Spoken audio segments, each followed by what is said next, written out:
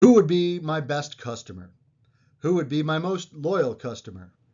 Who would be the most profitable customer segment? Which customer should be my priority? And how do I differentiate from competitors? If I'm a startup, how can I go from the universe of all customers to the group that actually wants what I provide? And how can I go from the customers who'd buy my product to finding my beachhead market? Either way, how can I get the best potential customers a message that I'm open for business, I've got what you need, and my product or service does what you want? I'm James Janega from Growth Innovation Strategy. At GIS, we help businesses see the future, craft flexible growth plans, and roll out innovations that wow your customers. We try to be pragmatic and accessible, providing Ivy League insights at the right value.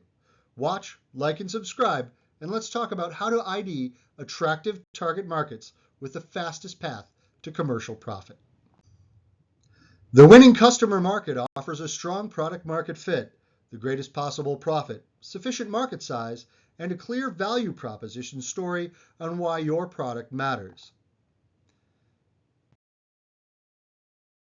If we can find those things, we can craft a targeted plan to go and find those customers. Let's break it down. Step one. The first thing we'll do is determine our attractiveness criteria. Naturally, every organization starts from a different starting point, so these criteria vary by business. But common criteria for attractiveness can include fit, competitive intensity, and accessibility. Notice I didn't say profitability, at least not yet. That does come up in the process, but it happens later, as we're looking for subsegments to prioritize. We aren't even sure what we're going to build yet. Step 2.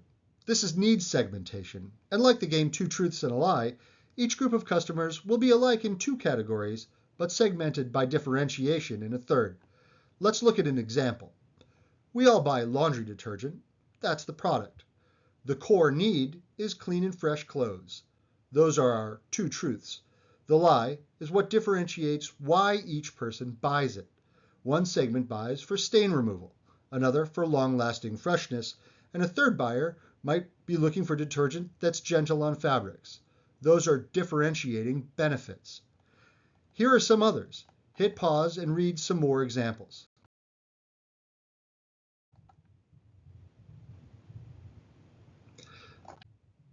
One more thing about market segmentation I wish I'd known earlier.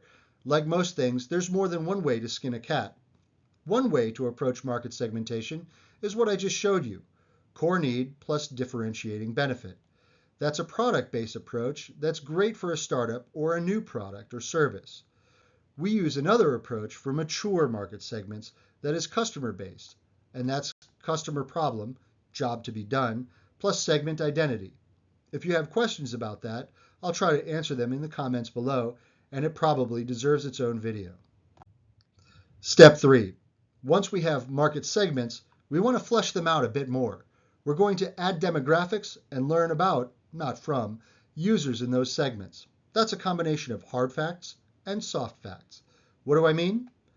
Hard facts are things like demographics about our buyer segment, such as their age, income distribution, and location, education level, and number of employees, Google search stuff that appears in tables, Amazon searches of competing products to gauge price points at which customers buy similar goods. Soft facts are things like usage behaviors, like whether your typical user in a target segment installs the product themselves, maintains it, or repairs it. When do they use it and how? You can find this by researching competitors on Google or by reading product reviews of competitors on Yelp and Amazon. We also want to learn some psychographics, like the typical user in each segment's activities, their interests, opinions, and leisure pursuits, the stuff of social media and online interest boards. When Facebook and Google sell your data, this is the valuable stuff that they're selling, and it's why they're selling it. What have we done in this step? 3 important things. We've answered what external customer characteristics correspond with internal customer needs. We've elegantly seeded our future promotion strategy that's coming up in a later step, so save your notes. and we've given ourselves the information necessary to pick our winning customer group. Who should we target first? Look at all we know about each of our segments now, but which should be our priority? Step 4. Using the segment information from the previous step, let's apply our predetermined attractiveness criteria to each segment and force rank them by relative attractiveness and accessibility. What's relative attractiveness? That's a score that we'll give each segment on market demand, industry competitiveness, and market access. How many people, in other words, will pay to buy my product, and how much will they pay? How many of those customers will I get if I have to elbow past competitors?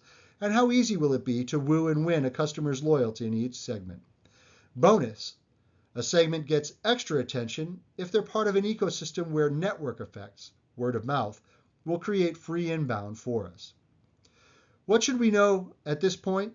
We should be able to tell our colleagues, our investors, and even our family members which groups of customers should be our priority and which ones should probably be ignored for now. Step 5. It's time. Let's put some financials around each segment. It's tempting to boil the ocean at this stage, but all we really want to do is create some thumbnail unit economics for each of our priority market segments. We can do a financial pro forma later, but it's wasted effort now. What we really want to know at this step is how many widgets get sold in a market segment, what percentage of them we can get, the price point we've learned our target customers are willing to pay our competitors. And then we'll add what a Google search or industry knowledge tells us it'll cost us to produce, and what another Google search or industry insight says we should reinvest in sales and marketing.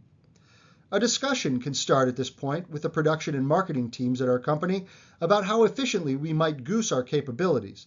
But if we're looking at the gross profitability of our priority market segment, if that's our key attractiveness criteria, then 2 down selections later, we have a clear answer on which segments to prioritize.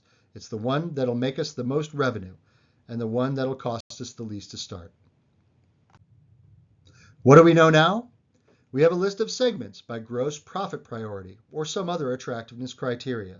We know what customers in each segment need from our proposed product, and we know how to spot and differentiate each of those customer segments out in the wild. Step 6. It's time to create a positioning statement for each of our priority segments. To do that, we need to define the value proposition, the product definition, and price characteristics based on our research to date. Pull all of those things together, and the result is a positioning statement for each segment. Are we done? Almost. We'd be foolish not to talk to clients and test our assumptions. Remember when I said we'd talk to customers, but we'd do it later? Well, this is that time. Step 7. Head out into the field to meet target customers. Slide your positioning statement in front of them, gussy it up so it looks like a promotional advertisement, and then ask your potential buyers. Number 1, what resonates for you with the product I've just described? What gives you pause? What would make it more attractive? And step 2, describe how you buy and use products like this. Walk me through your decision-making process and walk me through how and when you use them. How do they make you feel? How should they make you feel? Boy, will that feedback be valuable. If we tidy up our assumptions based on customer feedback, now we know which customers to prioritize, how to find them, what they need from a product like ours, how they use the product, and why. Final step. Let's build a strategy for our marketing mix, a refined positioning statement, a description of product requirements, a price point boundary, the customer desires that tell us how we should position it relative to alternatives, and ideas for placement and service drawn from how our target customers describe their path to purchase. Look at how far we've come. What we just covered is the groundwork behind every innovation you've ever used and loved. If you could take your challenge and imagine solving it following these steps, then mission accomplished. But it's common to feel overwhelmed, and I'd be lying if I didn't tell you that the devil's in the details, especially in a competitive space.